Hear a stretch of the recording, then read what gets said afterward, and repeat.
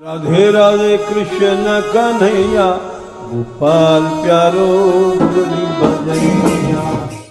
जय श्री राधे, जय श्री राधे। श्री राधा मानवेरी लाल एवं श्री श्री बा महाराज के श्री चरणों में प्रणाम।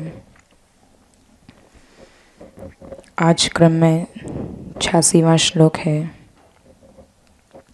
लब्ध्वा दास्यं तदपि कृपया मोहन स्वादितेन सौंदर्य श्रीपदकमलयोर्लालनैः स्वापितायाः श्रीराधायाः मधुर मधुरोच्छिष्ट पीयूष सारम भोजम भोजम नव नव रसानंद मग्नः कदास्याम।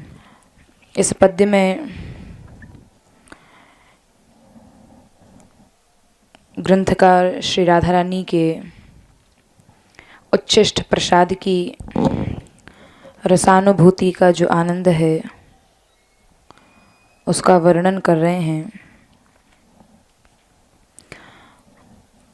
अति कृपा से स्वामिनी के दोनों चरण कमल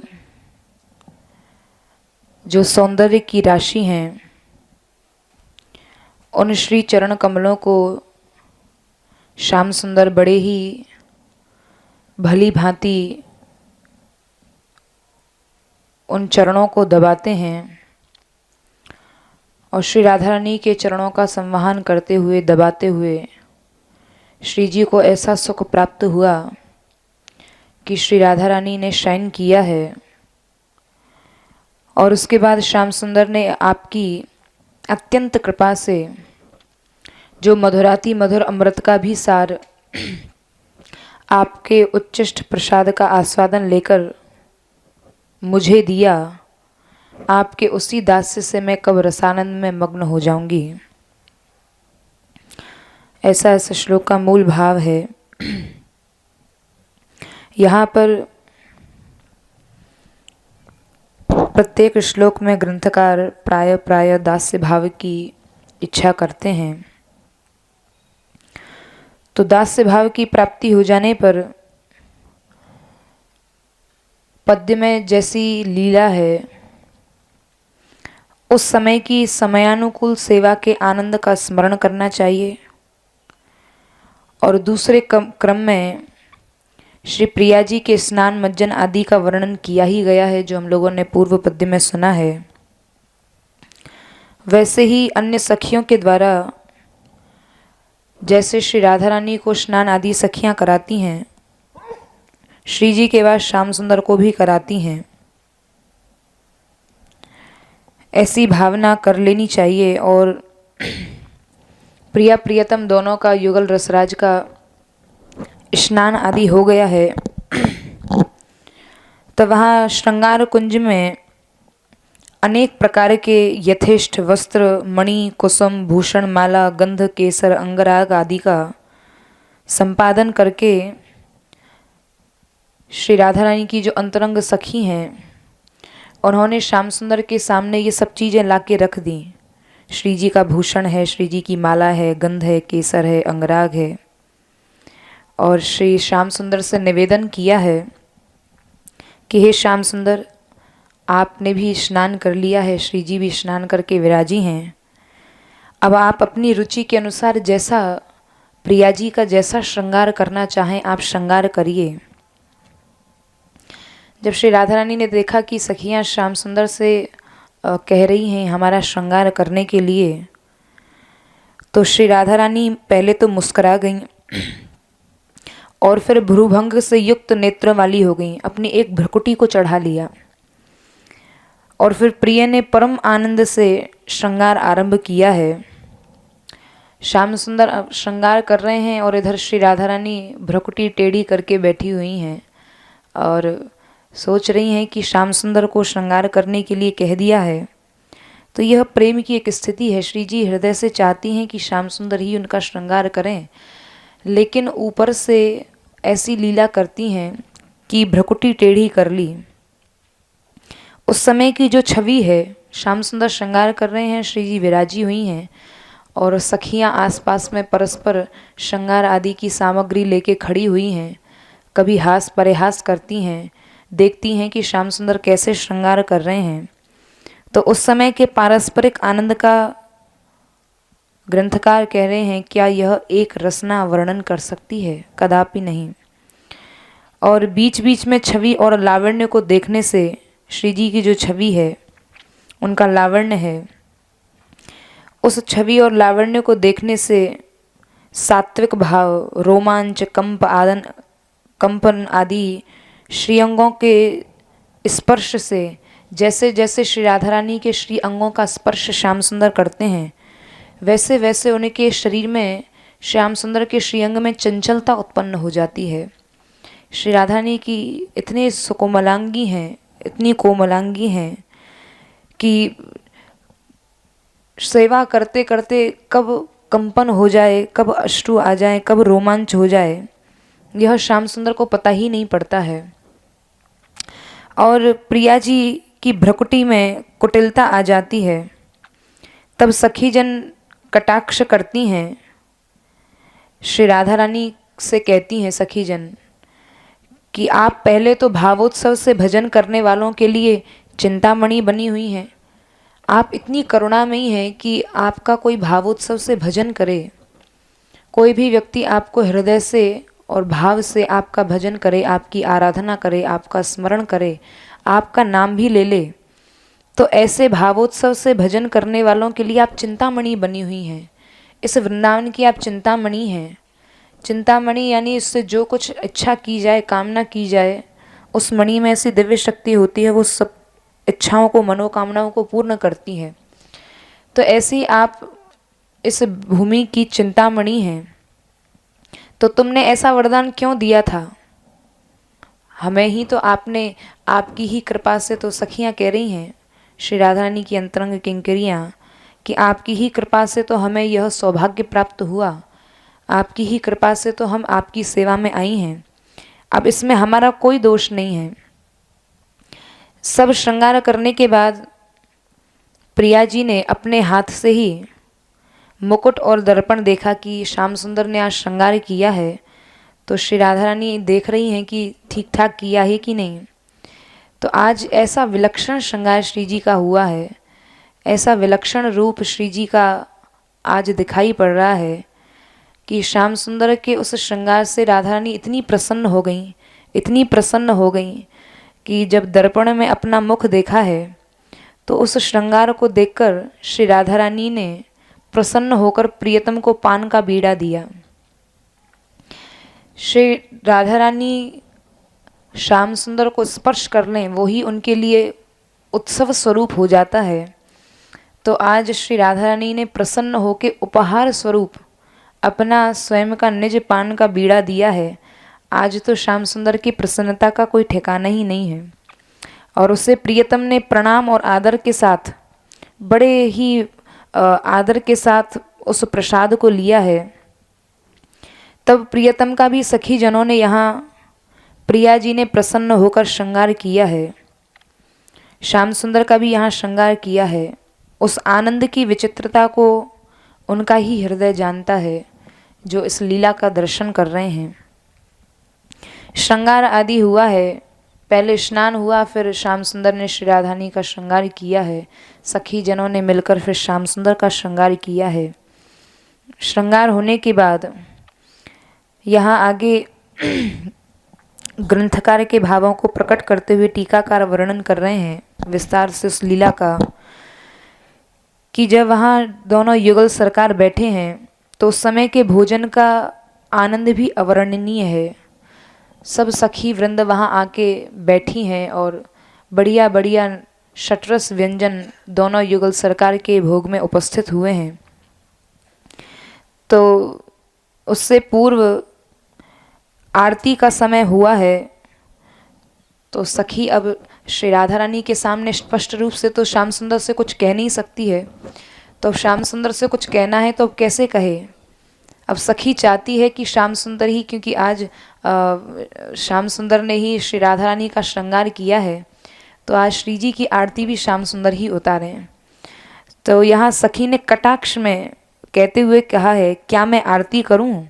यानी श्याम सुंदर को कह रही हैं कि हे श्याम सुंदर आप आरती करिए। तब प्रियतम आग्रह करने लगे, हाँ हाँ आज तो हम ही श्री जी की आरती करेंगे। लेकिन सखी जो है श्री राधा रानी के नेत्रों को देख रही है।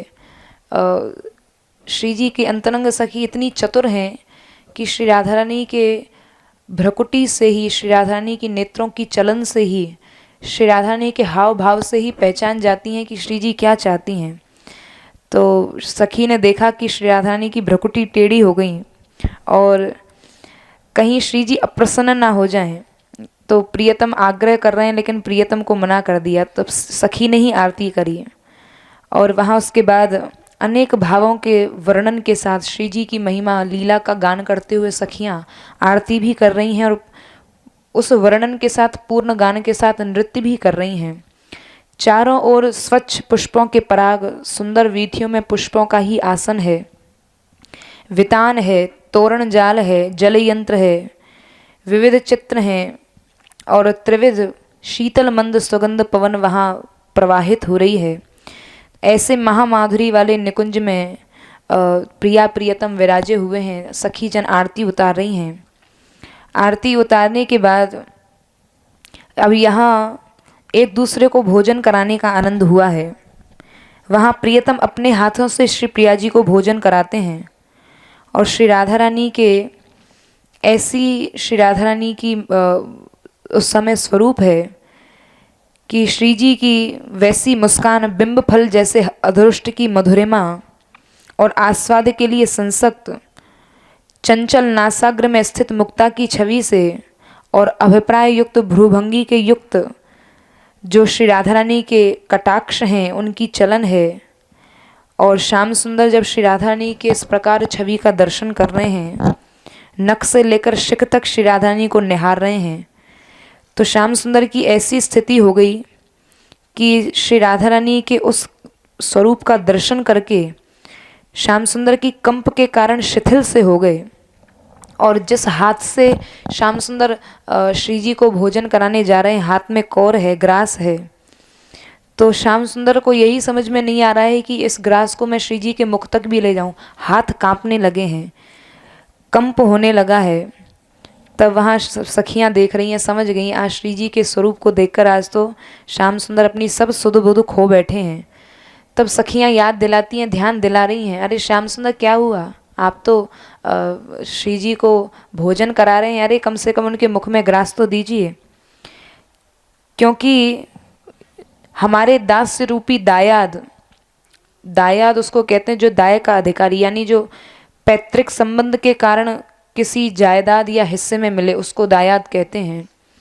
तो यहाँ श्री जी की जो सहचरी है वो कह रही है कि ये संपत्ति जो दास्य भाव की रूपी संपत्ति है ये हमें दायादी की तरह मिली है, ये ऐसी वैसी चीज़ नहीं है, हम श्री जी की सेवा में ऐसे ही नहीं आई हैं।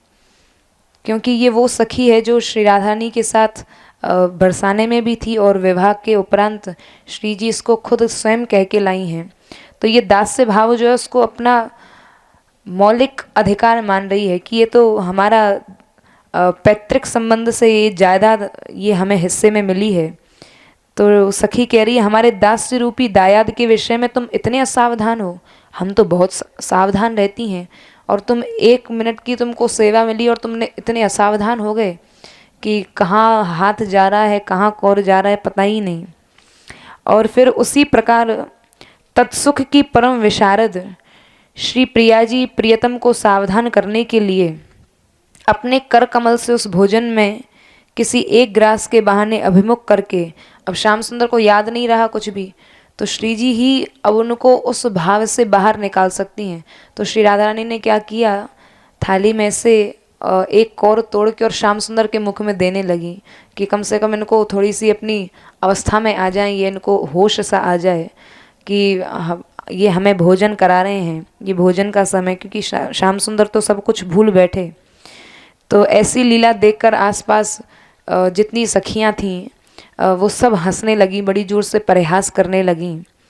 और प्रियतम उस ग्रास के उपभोग के आनंद में मग्न होकर कहने लगे, अरे सखी, श्री प्रिया जी के अधर का यह उच्चिष्ट अमृत कैसा अपूर्व मधुर है, इसका आस्वाद अति विचित्र है। और श्याम सुंदर बड़ी ही प्रशंसा करने लगे प्रशंसा क्यों ना करें। श्री जी के श्री कर कमलों से श्री राधा रानी स्वयं अपने कर कमलों से श्याम सुंदर को खिला रही हैं। तो उस ग्रास का भोजन करते हैं और भोजन करने पर भी श्याम सुंदर को तुष्टि नहीं मिलती है, पुष्ट नहीं होते हैं, तो उनको संतुष्ट नहीं होते हैं। ऐसा लगता है ऐसा भोजन, ऐसा मधुर भोजन तो आज पहली बार ही किया है। तो यह भाव पूज्य श्री बाबा महाराज के शब्दों में भी बाबा महाराज ने इस भाव का वर्णन किया है कि श्याम सुंदर श्री राधानी को खिलाते हैं और श्री जी श्याम सुंदर को खिलाती हैं। षड्रस निर्मित अन्न चतुर्विध अर्पित तत्सुख सुखिता सखीजन पूप भक्त दाधिक सर्पिष्क। श्री लाडली लाल भोजन कर रहे हैं। श्री युगल के सुख में सुख मानने वाली सखी जन जो हैं वो षड्रस से निर्मित 4 प्रकार का अन्न परोस रही हैं। पुआ, भात, दही के अनेक पदार्थ, घृत के अनेक पदार्थ और लस्सी, दूध, मक्खन आदि सामग्रियां हैं। रसाला श्राणा पय नवनीतम प्रथम कवल ले श्याम खवावत। श्याम प्रथम ग्रास श्री जी को खिलाते हैं और इससे स्वयं बिना खाए ही तृप्त होते हैं। तृप्त भय बिन खाए मोहन स्नेहमयी वात्सल्यमयी तीय। वात्सल्य एवं स्नेह की मूर्ति श्री जी श्याम सुंदर के मन की रुचि जानकर उन्हें खिलाती हैं। श्री जी को पता है श्याम सुंदर को क्या प्रिय है, क्या रुचिमय है, तो उसी के अनुसार श्री जी भी श्याम सुंदर को खिला रही हैं। लेत देत कवलही अधरामृत पोषत तोषत लालन पालन।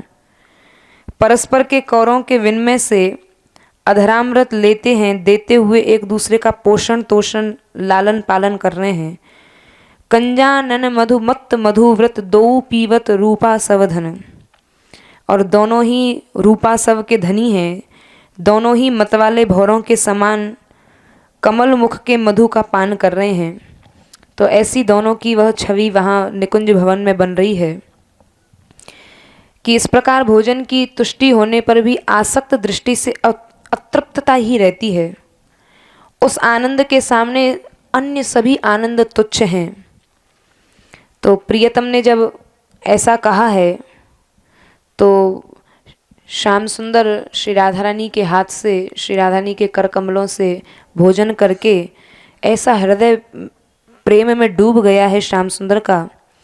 तो श्याम सुंदर कह रहे हैं, हे श्री राधे, हे प्राण प्रिय, ये आपकी जो निज सखी है, जो आपकी तरह ही किशोरी है, ये सखी मेरी है। तो प्रियतम ने जब ऐसा कहा तो प्रिया जी बोली, नहीं नहीं, यह सखी तो मेरी ही है।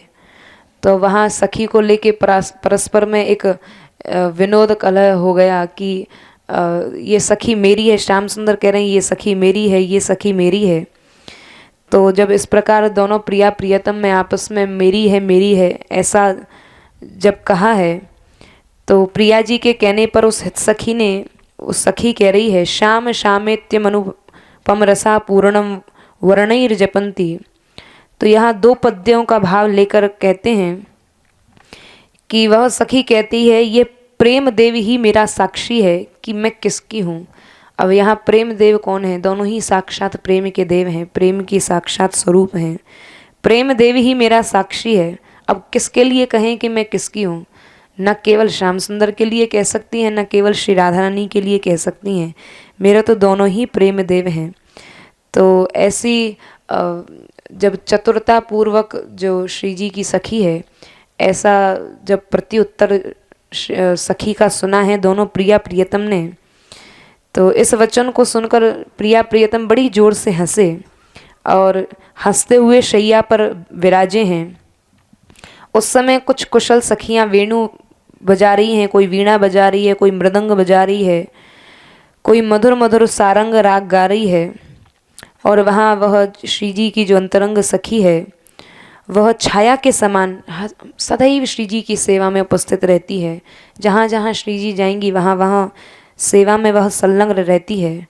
तो छाया के समान सेवा सचिव की तरह वह सखी रात्रि विहार के समय में प्रेमासव और जागरण के कारण निद्रित सी होती हुई सुकुमारी श्री प्रिया जी के चरणों का भली भांति वहाँ श्री जी देख रही है सखी देख रही है श्री जी को नींद भरी हुई है आँखों में, तो राधा रानी के धीरे धीरे चरण संवाहन कर रही है और चरणों को दबाती हुई भली भांति उन चरणों का लालन पालन करती है।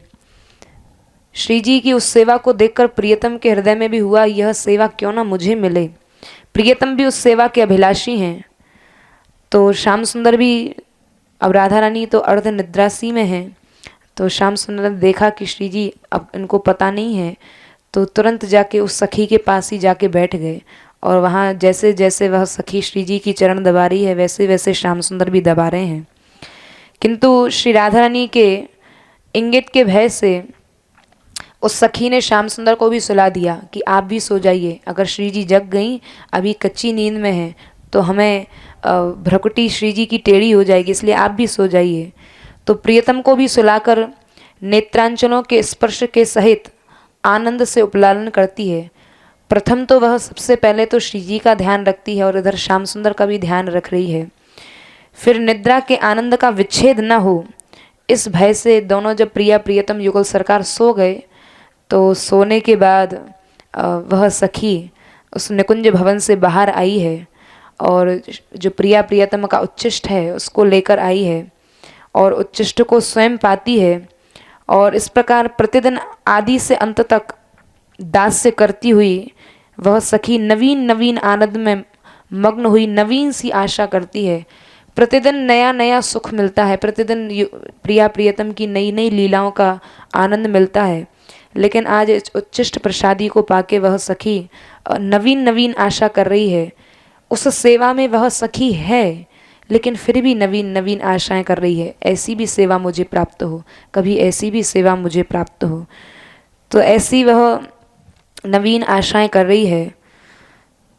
और इस भाव को साधक भाव से भी स्पष्ट किया है इस पद्य के भाव को, कि उन श्री राधिका जी की अति कृपा से, और अति कृपा में भी उस जो पूर्वोक्त दास्य भाव कहा है, ऐसा कह के पदच्छेद होगा, क्योंकि कृपा तो यहाँ इस भवन में, इस निकुंज में, इस निभृत निकुंज में जिसको भी प्रवेश मिल गया, तो कृपा के बिना तो प्रवेश हो ही नहीं सकता है। तो यहाँ इस निकुंज भवन में कृपा तो स्थायी है, सदैव है। यहाँ के प्रत्येक पशु पक्षी लता वृक्ष वल्लरी सबके ऊपर स्थायी कृपा है, क्योंकि यह इस वन प्रांत के प्रत्येक जीव के ऊपर श्री जी की विशेष कृपा है। लेकिन वह सखी कह रही है कि प्रेम किससे परिपूर्ण वैसे श्रीमुख की उक्ति श्रवण करने योग्य है, इसलिए यहाँ कृपा का अतिशय द्योतित करने के कारण कह रही है कि वैसे तो श्री जी की समस्त समाज के ऊपर अधिक कृपा है, लेकिन वह सखी कह रही है कि इनको ही अपने हाथों से सेवा करने का, अधिक से अधिक इन हाथों को ही सेवा करने का अवसर मिला है, तो मैं तो अपने ऊपर अतिशय कृपा श्री जी की मानती हूँ। तो साधक पक्ष में इसी का यह शब्दार्थ है। सौंदर्य श्री प्रबाल स्थल कमल आदि का तिरस्कार करने वाले जो श्री राधा रानी के परम कोमल चरण हैं, जो महावर से चित्रित हैं, और मुक्ता और नीलमणि जटित मंजुल नख प्रभा मंडल से चमत्कृत जो प्रिय के करकमलों से समृद्धित हैं, और चुंबित तथा हृदय और नेत्र आदि के उपलालन को प्राप्त हुई ऐसी सौभाग्य की परम सीमा की अनुभूति जो संपत्ति सबसे विशिष्ट है, ऐसे उन श्री चरण कमल को मैं अपने हाथों से ही संवाहन करती हूँ और उस श्री राधा रानी को सुलाती हूँ।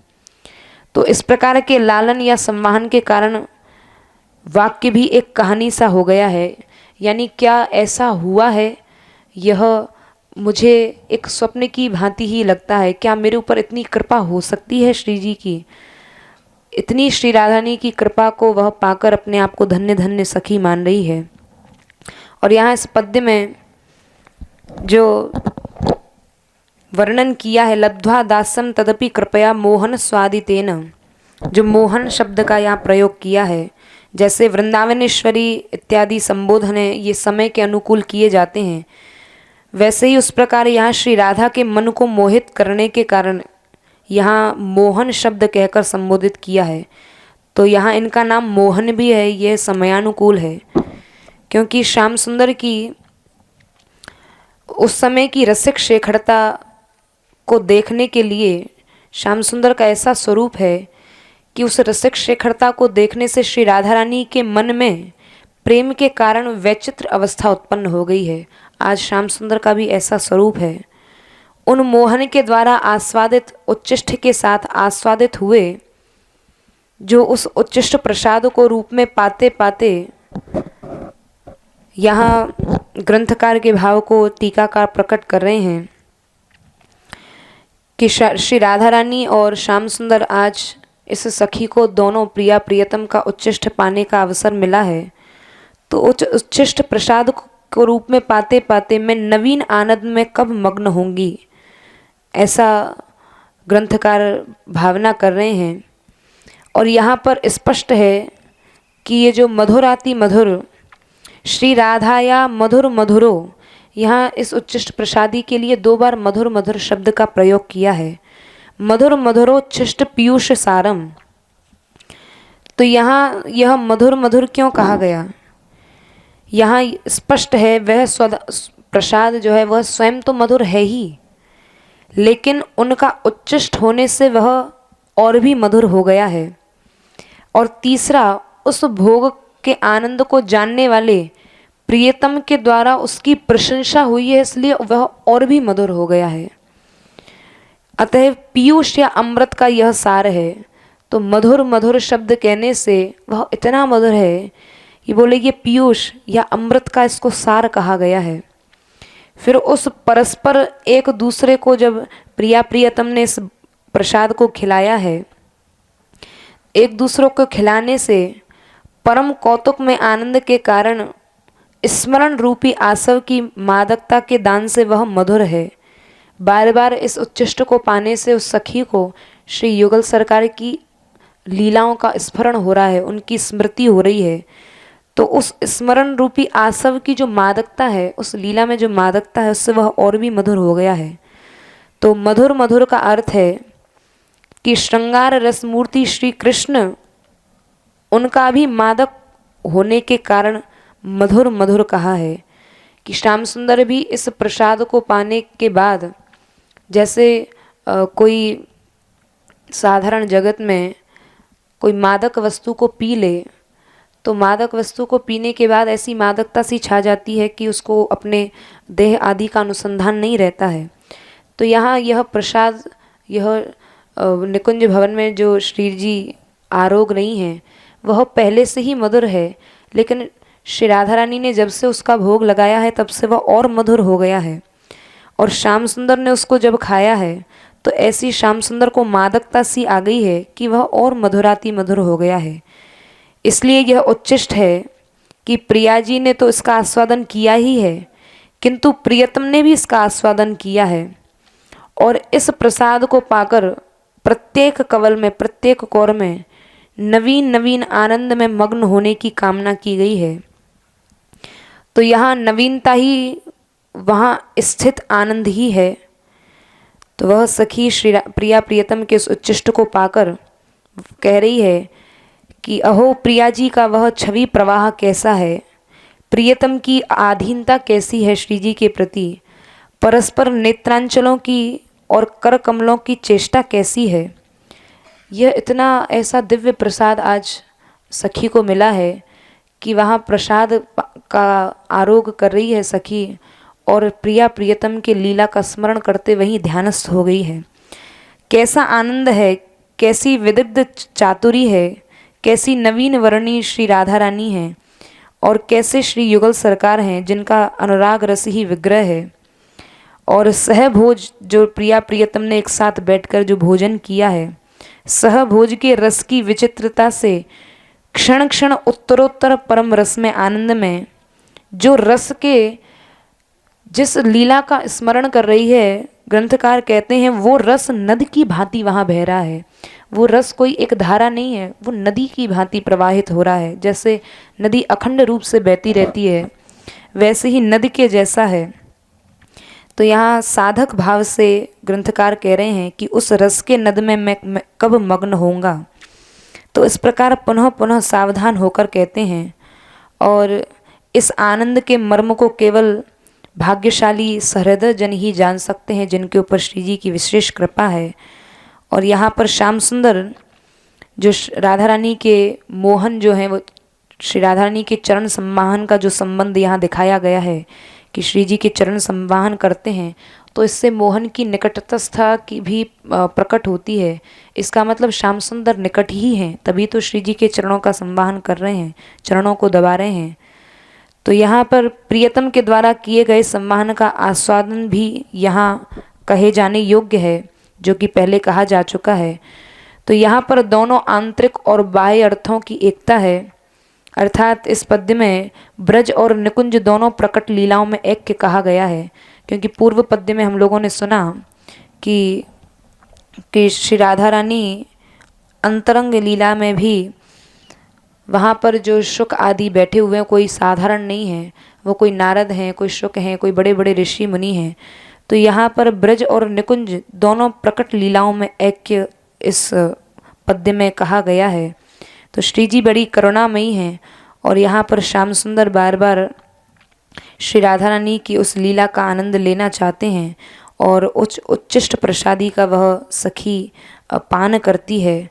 और इस प्रकार बार बार अपनी परीक्षा देने के लिए भी उद्यत होती है कि मेरी दास्य भाव तभी प्रकट होगा, क्योंकि परीक्षा देना भी दास्य भाव का एक धर्म है।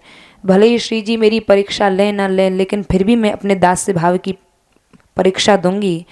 तो अपने मन में अपनी परीक्षा लेकर अपनी निष्ठा की पराकाष्ठा का यहाँ फिर ग्रंथकार अग्रिम श्लोक में वर्णन करते हैं। जय श्री राधे। श्री राधा मानवेरी लाल श्री श्री बाबा महाराज के श्री चरणों में प्रणाम। 87वां श्लोक है। यदि स्नेहाद राधे दिश्यसि रति लाम्पट्य पदवीं गतं मे स्वप्रेष्ठं तदपि मम निष्ठां शृणु यथा कटाक्षैरालोके स्मितसहचरैर्जातपुलकं समाश्लिष्याम्युच्चैरथचरसे त्वत्पदरसम्।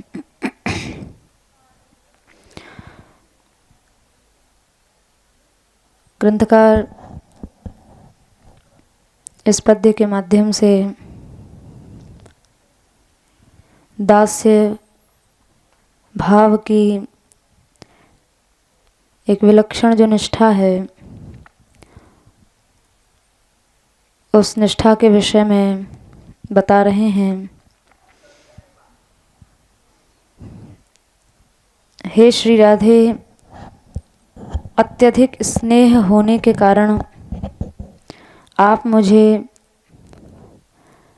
रति लंपटता के मार्ग पर पहुँचे हुए अपने प्रियतम तक का दान कर देती हैं, किंतु उस काल में भी आपके चरणों के प्रति जो मेरी दास्य निष्ठा है,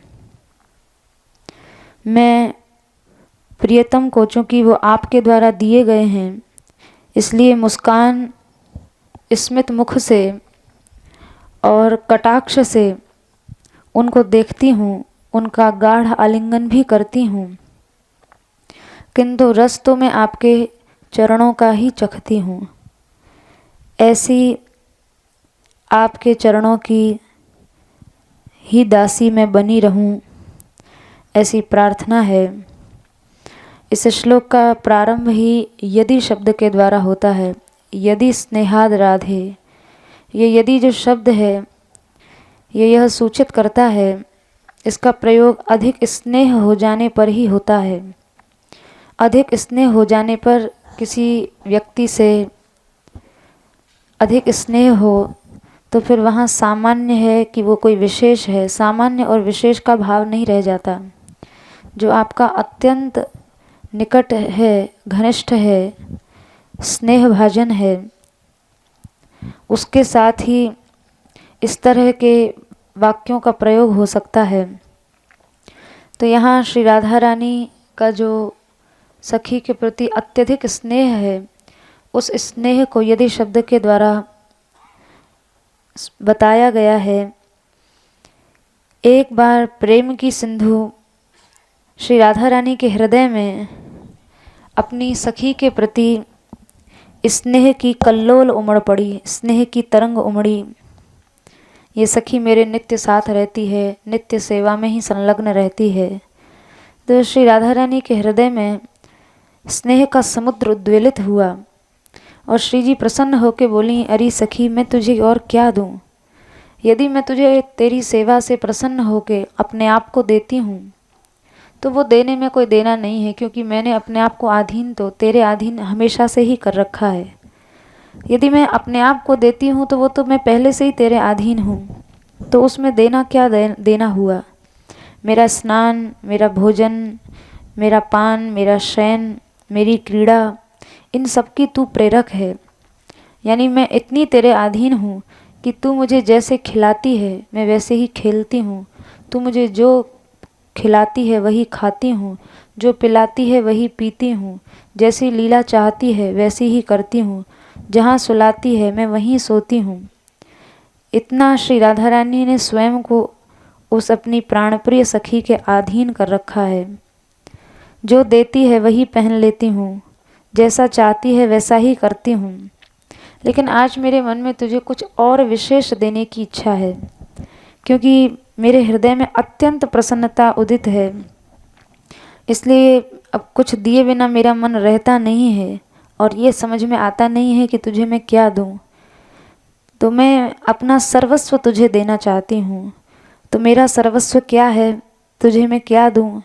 तो ऐसा विचार करते समय श्री राधा रानी ने निश्चय किया कि मेरे प्रियतम श्याम सुंदर ही मेरा सर्वस्व हैं। तो राधा रानी अत्यधिक स्नेह से भरी होने के कारण उस समय मन में निश्चय कर बैठती हैं कि आज मैं इस सखी को अपने प्रियतम श्याम सुंदर को ही दान में दे दूंगी।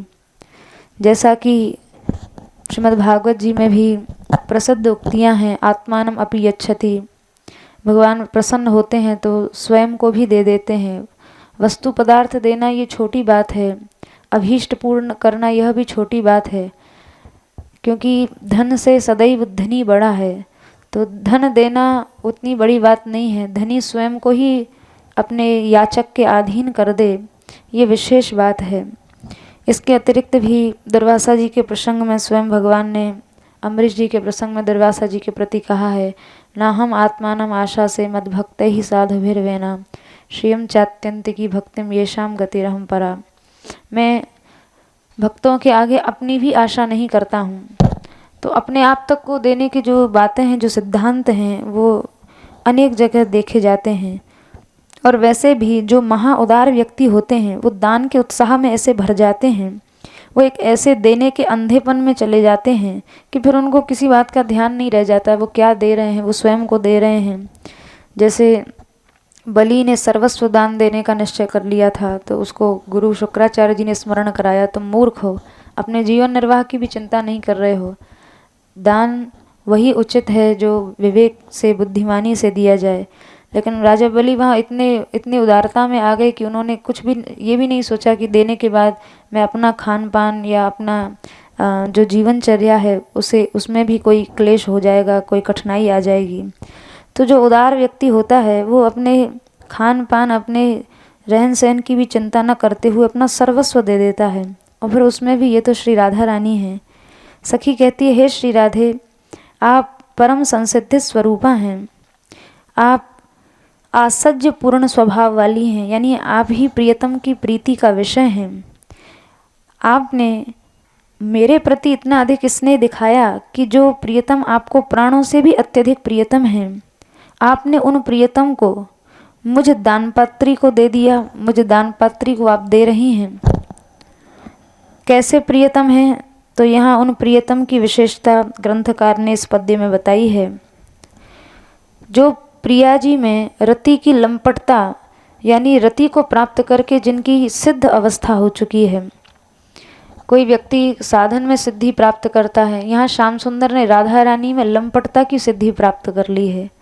श्री राधा रानी के प्रति जो रति लामपट्य है, लामपट्य कोई अच्छी वस्तु नहीं है, लेकिन श्री राधा रानी के प्रति है, इसलिए इसकी बड़ी शोभा है। तो श्री राधा रानी के प्रति जो रति की लंपटता है उसमें श्याम सुंदर ने सिद्धि प्राप्त कर ली, उसकी सिद्धावस्था को वे प्राप्त कर चुके हैं। और रोम रोम में लंपटता के कारण जो प्रियतम एकदम अंध से हैं, अंधता को प्राप्त हो गए हैं, ऐसे जो प्रियतम हैं, जिनकी ये धारणा है, जिन श्याम सुंदर की ये धारणा है कि मेरी प्रीति पात्री, मेरी प्रीति पात्रा श्री राधा रानी मुझे जहाँ बेच देंगी मैं वहीं बिक जाऊंगा, ऐसा जिन प्रियतम का श्री राधा रानी के प्रति भाव हो चुका है, कहीं भी उनकी अहंता ममता नहीं है, ऐसे उन प्रियतम को श्री राधा रानी प्रसन्नता पूर्वक अपनी सखी को दे देती हैं। कैसी सखी? जिसने श्री राधा रानी की, कैसे प्रियतम हैं? जिन्होंने श्री राधा रानी की आसक्ति का कंकण बांधा हुआ है। जिन श्याम सुंदर ने राधा रानी में उनकी इतनी आसक्ति है कि जैसे एक सुहागवती स्त्री अपने सुहाग के चिन्ह को गले में मंगलसूत्र के द्वारा धारण करती है, ऐसे ही श्याम सुंदर की श्री राधा रानी में प्रगाढ़ आसक्ति है। इस बात का द्योतन करता है उनके हाथ में पहना हुआ कंकण, जो श्री राधा रानी के प्रति प्रकृष्ट आसक्ति का द्योतक है।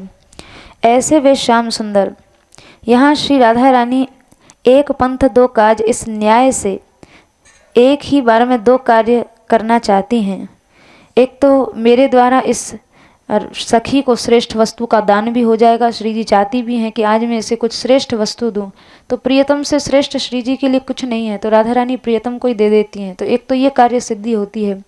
दूसरी कार्य सिद्धि ये होती है कि श्री राधा रानी देखना चाहती हैं कि ये जो मेरी दासी है, ये अनन्य रसिक होने की इसने बड़ी घोषणा कर रखी है कि हे श्री जी, मैं आपके चरण रस की अनन्य हूँ, अन्य मैं कुछ भी नहीं चाहती हूँ, ना देखना चाहती हूँ, ना मेरा कोई अभीष्ट वस्तु पदार्थ है। तो श्री जी चाहती हैं कि इसके मन में कितनी अनन्यता है, इस बात की आज इस सखी की परीक्षा भी हो जाएगी। मेरे द्वारा इसको श्रेष्ठ वस्तु का दान भी हो जाएगा और इसके दास्य पदवी की परीक्षा भी हो जाएगी। और तीसरा कारण ये भी है मेरे देने का, क्योंकि मैं स्नेह में इतनी अंध हो गई हूँ, मेरी स्नेहांधता भी कुछ दिए बिना शांत नहीं हो सकती।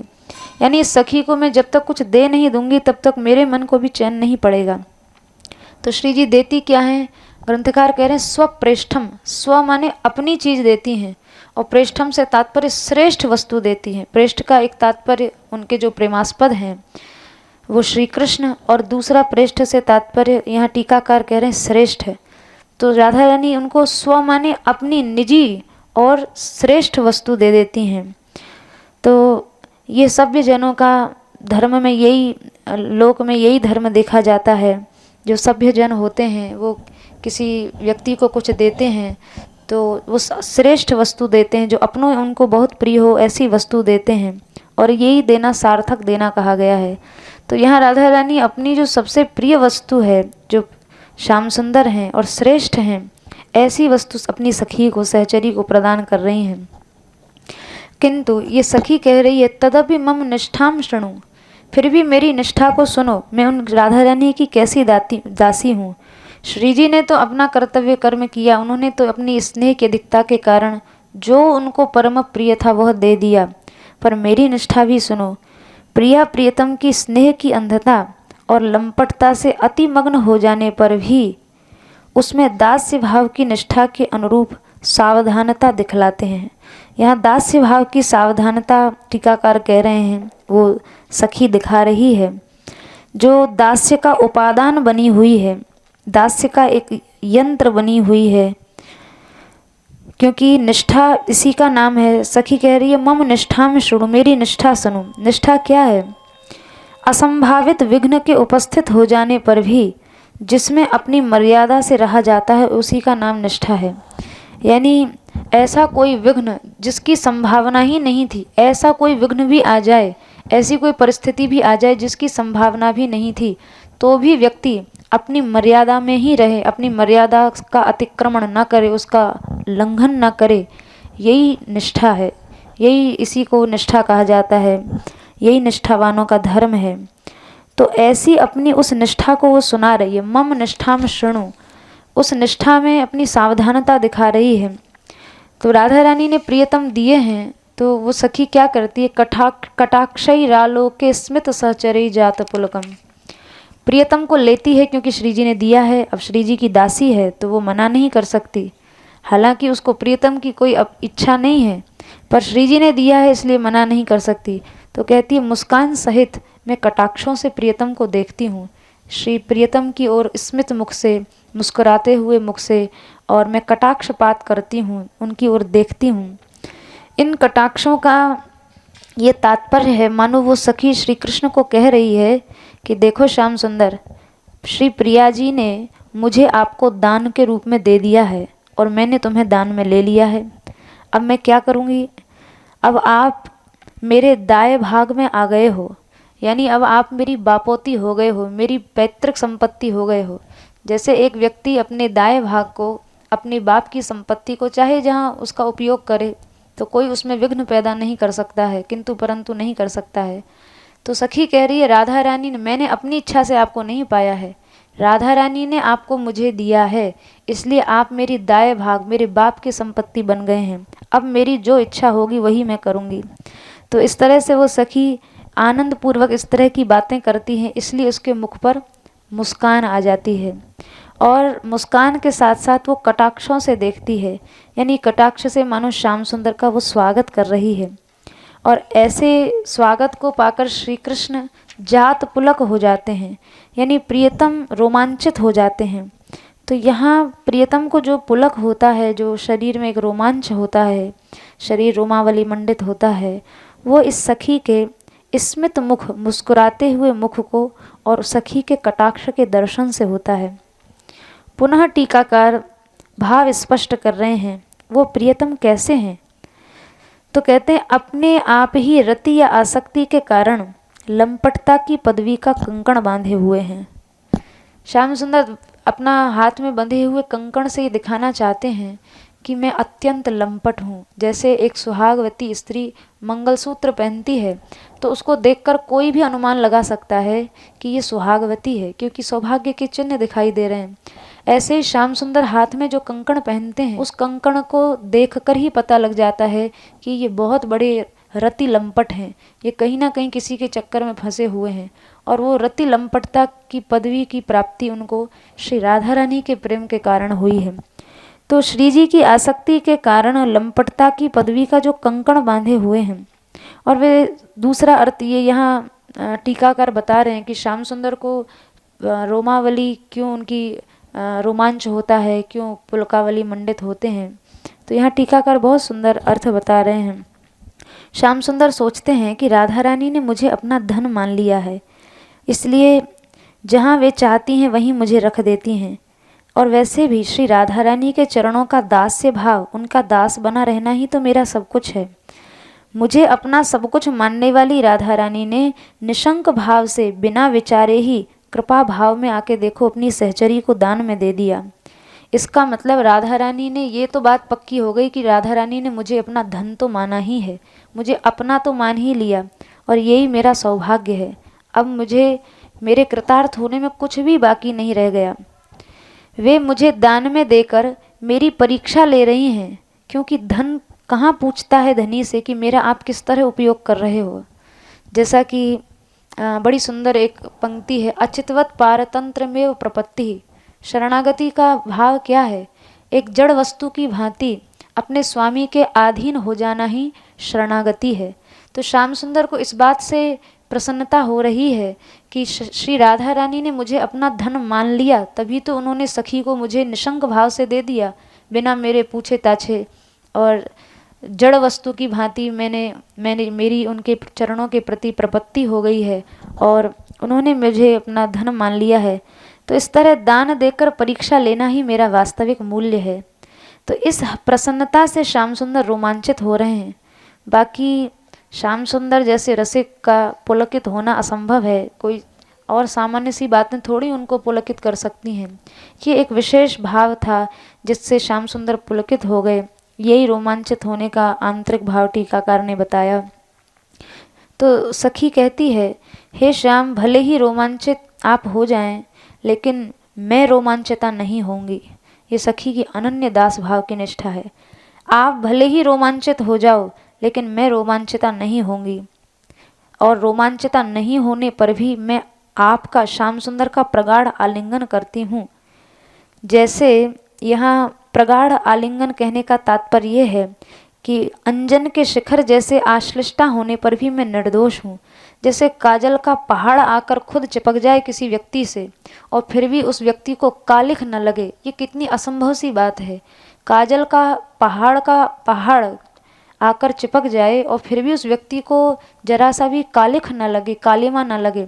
ऐसे ही वो सखी कह रही है, मैं तुम्हारा आलिंगन करूँगी लेकिन फिर भी मैं निर्दोष रहूँगी दास्य भाव की निष्ठा के कारण। तो वो दास्य क्या है? तो वो कहती है, मैंने श्री राधा रानी का सर्वात्म भाव से आश्रय ले लिया है। तो प्रिया जी कह देती हैं कि श्याम सुंदर तुम्हारी अपनी वस्तु हैं, जाओ इनको ले जाओ। ऐसा कहने पर, क्योंकि स्वामी के प्रति दास्य निष्ठा अगर परिपक्व हो जाए तो स्वामी का अपना जितना अधिकार अपने धन पर होता है वैसा ही अधिकार वो अपने दासियों को भी दे देता है। तो ये एक इतनी अनन्य निष्ठावान दासी है। श्री श्याम सुंदर राधा रानी का धन है, किंतु फिर भी राधा रानी कहती ये मेरा धन है, पर जा तू इस मेरे धन को ले जा और इसका उपयोग कर। तो यद्यपि सर्वात्म भाव से उसने राधा रानी का आश्रय लिया है, पर प्रिया जी कह देती हैं श्याम सुंदर तेरी अपनी वस्तु है, तुम इनको ले जाओ। ऐसा कहने पर श्याम सुंदर के पुलकों का अंतरंग आशय समझकर मैं कहती हूँ, श्याम सुंदर को जब वो सखी आलिंगन करती है राधा रानी की आज्ञा से तो फिर उनको पुलक होता है। तो उस समय वो सखी कहती है, साधु साधु तुम तो धन्य हो, हे कृष्ण वास्तव में आप सच्चे अनन्य हो। ये कह के श्री श्याम सुंदर को वो सखी अपने हृदय से लगाती है और फिर कहती है, हमारी शिक्षा आज तुमने सफल कर दी। यानी जो दास भाव की शिक्षा हमने इतने दिन अपने पास बिठाकर तुम्हें दी थी उसमें आज तुम उत्तीर्ण हो गए, सफल हो गए, दास्य रूपी पुरुषचर्या में तुम सिद्ध हो गए। तो इस तरह से श्याम सुंदर का वह आलिंगन करती है और आलिंगन इतना शुद्ध भाव युक्त था कि जैसे काजल का पहाड़ चिपकने पर भी कालिमा न लगे, ये असंभव सी बात है। किंतु इस सखी के दास्य भाव इतना उज्जवल है कि श्याम सुंदर से आलिंगन करने पर भी उसका दास्य जो है वो जरा भी उसमें कोई दोष नहीं आता है। किंतु फिर भी ये सखी कह रही है, मैंने शुद्ध भाव से आलिंगन किया, फिर भी मुझे अपने आप में ऐसा लगा कि मानो मैंने बहुत बड़ा कोई साहस का कार्य कर डाला। यानी जो मेरे करने योग्य नहीं था वो मैंने कर दिया। तो एक बात यहाँ टीकाकार कह रहे हैं कि जैसे प्रियतम को श्री स्वामिनी ने स्नेहपूर्वक दे दिया है, तो सखी सोच रही है राधा रानी ने मुझे दिया है, यद्यपि मैं उनकी दासी हूँ, श्री राधा रानी के दास से सेवा के अतिरिक्त मेरा और कोई काम नहीं है, पर राधा रानी ने जो स्वयं प्रियतम को मुझे दिया है तो मैं अवहेलना नहीं कर सकती हूँ, क्योंकि दास का सबसे बड़ा धर्म है स्वामी की आज्ञा में रहना। तो ऐसे धर्म संकट के समय उनके प्रति स्नेह और आदर से ये सखी उनका आश्लेष करती है। यानी यहाँ जो श्याम सुंदर का आलिंगन सखी ने किया है वो श्री राधा रानी का सम्मान करने के लिए, श्री राधा रानी के प्रति स्नेह प्रकट करने के लिए आदरपूर्वक उनका आलिंगन किया है। अपने किसी सुख की इच्छा से आलिंगन इस सखी ने नहीं किया है। जैसे सिद्धांत है कि अपना इष्ट या गुरुजन या श्रेष्ठ जन अपने हाथों से यदि कोई प्रसाद दें, माला दें, तो उसको आदरपूर्वक धारण कर लेना चाहिए, क्योंकि प्रस्तुत ग्रंथ में ही श्रीमद् राधा सुधानिधि जी में ही ऐसे अनेक पद्य आए हैं। दुकूलम बिभ्राणाम अथवा स्वकर तल दत्तम प्रणयतः, जब श्री जी प्रेम पूर्वक अपने हाथ से सखी जनों को अपने प्रसादी वस्त्र देती हैं या अलंकार देती हैं, कंचुक पट आदि देती हैं, तो उनको प्रणय से पहनने का उल्लेख किया गया। उनको प्रेम से स्वीकार कर लें और आदरपूर्वक उनको धारण करें। तो इसी तरह जो यहाँ सखी ने श्री कृष्ण को कटाक्ष से देखा है या कृष्ण को की ओर जो मुस्कुराई है या रोमांच और आलिंगन भी हुआ है, वो सब श्री कृष्ण को आदर देने के लिए, क्योंकि प्रिया जी ने श्री कृष्ण दिए हैं इस सखी को, तो प्रिया जी की दी हुई वस्तु है श्याम सुंदर, इसलिए उनका आदर करते हुए उनकी ओर हंसती भी है, कटाक्षपात भी करती है, रोमांचित और आलिंगन भी देती है। किंतु ये सब करते हुए भी वो विक्रिया को प्राप्त नहीं होती, यानी उसके द्वारा ये कोई विकर्म नहीं बनता, क्योंकि वो तो आदर ही कर रही है। तो यहाँ इस पद्य में एक शब्द आया अथच, इसके द्वारा ये सूचित किया गया है, टीकाकार कह रहे हैं, वो सखी बता रही है मेरे आस्वाद का मर्म तो कुछ और ही है। ठीक है हे कृष्ण, उनका आपका मैंने आलिंगन किया, हंसी भी मैं आपकी ओर, देखा भी, लेकिन तुम्हारे हे मेरा जो आस्वाद है वो कुछ और ही है, मेरी आस्वादनीय वस्तु कुछ और ही है। तो वो क्या है? तो सखी कहती है, हे श्री राधे, आपके चरण रस का आस्वादन ही मेरा एकमात्र विषय है। जो रस दास से मुझे प्राप्त है, मैं केवल उसी का आस्वादन करती हूँ। श्री कृष्ण से आलिंगन करते हुए भी, आश्लेष की अवस्था में भी उसे राधा रानी के चरणों के दास्य का रस ही उसके लिए आस्वादनीय बना रहता है। वो उस समय भी श्री जी के चरणों का रस ही आस्वादन करती है, न कि श्री कृष्ण के आलिंगन का सुख लेती है।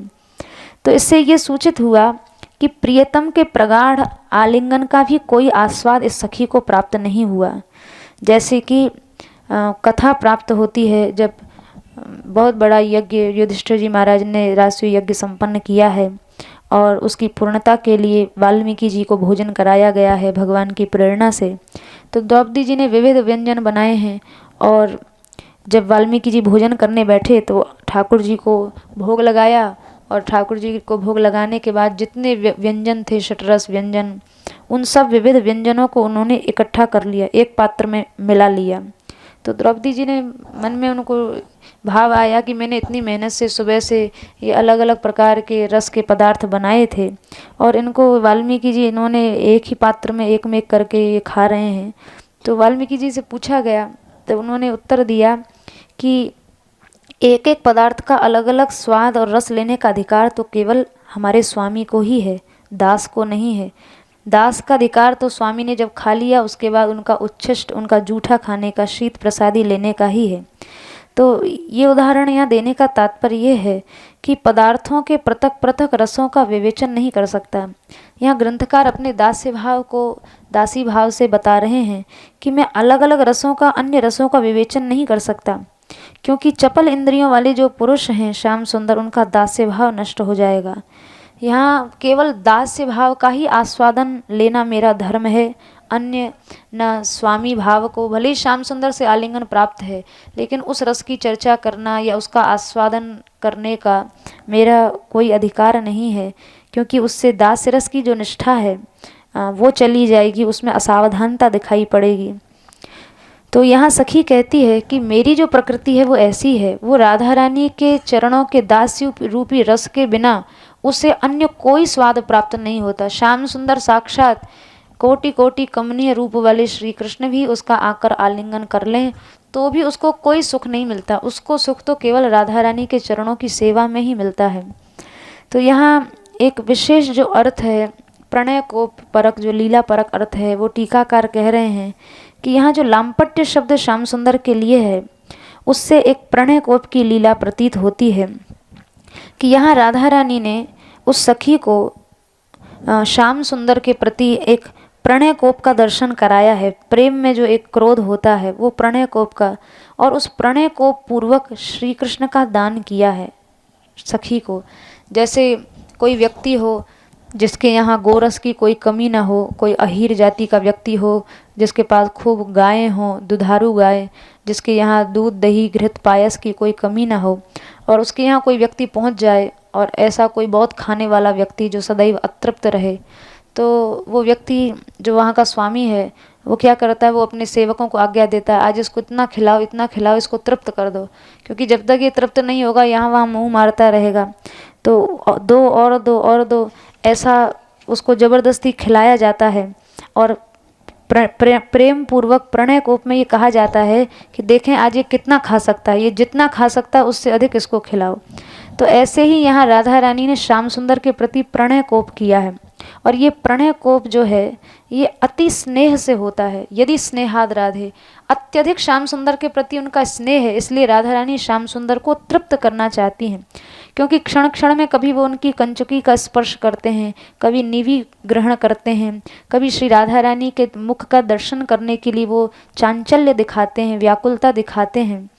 तो इन जैसे स्वाति के लिए चातक होता है, मेघ के लिए मयूर के समान, और चंद्रमा के लिए चकोर के समान, जैसे चंद्रमा के लिए चकोर अत्यंत व्याकुल होता है, मेघ के लिए मोर अत्यंत व्याकुल होता है, ऐसे ही जो श्याम सुंदर श्री जी के प्रति अत्यंत व्याकुल सदैव रहते हैं, ऐसे लालसा युक्त देखकर श्री राधा रानी अपनी सखी को कहती हैं, अरे सखी आज तू मुझे इनसे दूर ले जा।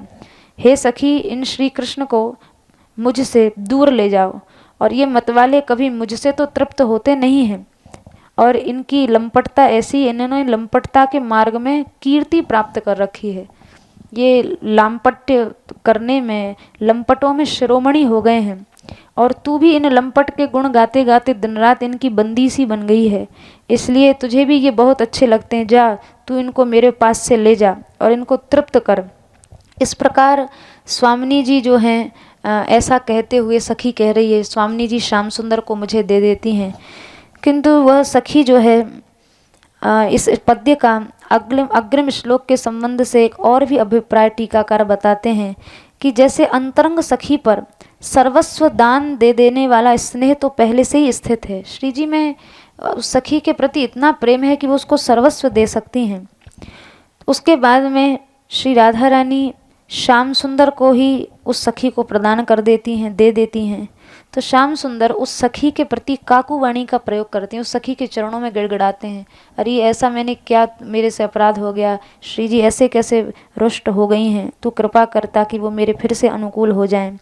तो श्री वह जो सखी है वो श्याम सुंदर के प्रति करुणा से कातर होते हुए उनका आलिंगन करती है, और मानो उन्हें आश्वासन देने के लिए आलिंगन करती है कि आप चिंता मत करो, मैं शीघ्र ही राधा रानी को, श्री प्रिया जी को मना लूँगी। और फिर वो नीचे मुख खड़े करके श्री राधा रानी के पास खड़ी हो जाती है, अपने हाथों से कोमल कोमल कर कमलों से श्री जी के कोमल चरणों को सहलाती है और उनसे अनुनय विनय करती है कि, और श्याम सुंदर की प्रसन्नता करती है, श्याम सुंदर की वहाँ प्रशंसा करती है। और यही प्रशंसा का जो संबंध है वो अग्रिम जो श्लोक है उस श्लोक के क्रम से मिलाया है। फिर आगे ये सखी जो है श्री राधा रानी से श्याम सुंदर की प्रशंसा करते हुए श्री ठाकुर जी के उनको अनुकूल बनाने की चेष्टा करती है। जय श्री राधे। जय श्री राधे। दोनों श्लोक अलौकिक भाव इन दोनों ने व्यक्त किए, किंतु एक विचार आता है, यात्रा में जो मान मंदिर की गई है वो आने वाली है, कब तक आएगी? कल आ जाएगी। तो कल जो आ जाएंगी, 1 महीने से नहीं थी यहाँ सुनने वाली लड़कियाँ, उसका हमें दुख है, क्योंकि ये भाव किसी पुस्तक में नहीं है। वैसे हमने रसगुल्ला देखा है और सुना है 16 खंडों में कुछ अलग छपा है, वो सब हमने नहीं देखा, किंतु ये भाव संसार में कहीं नहीं है। ये मान मंदिर में राधा रानी कृपा से प्रकट हुए हैं, और जो लड़कियां चली गई हैं, यात्रा कर रही हैं, वो नहीं है, इसका हमको दुख है। उनको कैसे मिलेगा? तो ये हमारे विचार आया कि तुम दोनों मिलकर के एक टीका तैयार करो, और संसार उसका अधिकारी नहीं है, लेकिन जो यहाँ रह रही हैं लड़कियाँ वो अधिकारिणी हैं, और उनको तो प्राप्त होना चाहिए। 1 महीने से ज़्यादा हो गया, 86 श्लोक हो गए। इसका सारांश संक्षेप में दोनों मिलकर के लिखो, और जो लोग अधिकारी हैं या नहीं हैं इसका मतलब नहीं है, जिन पे कृपा है वो उसको पढ़ेंगे, उसको पुस्तकाकार छापने का प्रयत्न किया जाएगा। ये जो भाव हैं अलौकिक हैं, जो आज मुरली ने कहा प्रसाद का भाव, सुपच वाल्मीकि का भक्तमाल में एक ही उदाहरण है, सारे संसार में एक ही उदाहरण है। सुपच वाल्मीकि वो बुलाया गया। उनको बुलाने के लिए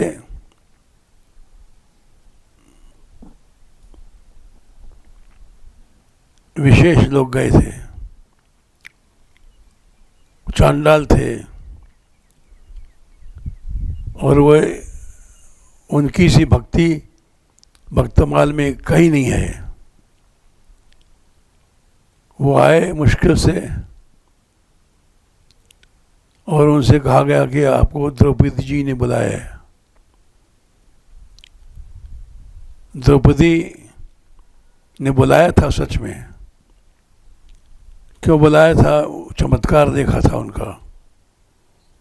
द्रौपदी ने उनको भोजन कराया था और ये सुना था कि विश्व के सबसे श्रेष्ठ भक्त हैं। शपथ चांडाल वाल्मीकि, और उसकी बड़ी लंबी कथा है, वो हम नहीं कहेंगे कि समय नहीं है, बहुत हो गया। वो आए, द्रौपदी जी ने उनको भोजन परोसा, जाने कितने प्रकार के भोजन थे, और उन्होंने सबको हजारों कटोरियाँ अलग अलग, जाने कितने तरह खीर, जाने कितने तरह क्या क्या, वो सब देखा उन्होंने। और सबको लेकर के उन्होंने कहा एक नादी लाओ हमारे खाने के लिए। नाद जो होता बड़ा पशु जिसमें खाते हैं, उसको लेकर के उन्होंने जितने भी बनाए थे भोजन, द्रौपदी अन्नपूर्णा के अवतार थी। द्रौपदी संसार का सबसे श्रेष्ठ भोजन बनाया था। और स्वयं श्याम सुंदर ने कहा था, तुम जितना कला कौशल दिखा सको, संसार का सबसे श्रेष्ठ भक्त पाने आ रहा है, भोजन बनाओ। द्रौपदी ने सैकड़ों कटोरियां सजा सजा के रखी। हम लोग तो जान भी नहीं सकते, गिन भी नहीं सकते। और उस सबको शपथ वाल्मीकि जी ने एक नांद मंगा करे, जिसमें पशु लोग खाते हैं, सब मिलाया जाता चारा, सब प्रसाद डाल दिया और उसको सब मिला करके उसमें से थोड़ा सा एक तिनका सा कहते हैं ले लिया, क्योंकि भगवत प्रसाद है, इसका अपमान नहीं करेंगे। लेकिन द्रौपदी जी को शंका हुई, अरे आखिर चांडाल हैं, जाति का सर नहीं गया इनका। हमने इतने सुंदर भोजन बनाए और इन्होंने सब गड़बड़ कर दिया। तो पूछा उनसे श्याम सुंदर ने कि पांचाली को संतोष हुआ है, आपने ऐसा क्यों किया? वे बोले, स्वाद लेने का अधिकार तो प्रभु आपको है, हमारा अधिकार स्वाद लेने का नहीं है, हम तो केवल उच्छिष्ट पाते हैं। सुन करके द्रौपदी चुप हो गई। अन्नपूर्णा की अवतार थी द्रौपदी। इसकी कथा है बड़ी लंबी, वो फिर कभी सुनाई जाएगी। लेकिन उसको, द्रौपदी को चुप होना पड़ा। एक सब मिला करके एक और थोड़ा सा मुंह में डाल दिया। प्रसाद का अपमान नहीं करना चाहिए। सबको ये पता पड़ गया कि संसार में स्वाद केवल भगवत प्रसाद में होता है, उच्छिष्ट में होता है। ये मीठा खट्टा ये स्वाद तो हम लोग लेते हैं, संसारी लोग। एक अद्भुत नमूना उन्होंने रखा और वही उदाहरण मुरली ने दिया। आश्चर्य है। जय श्री राधे।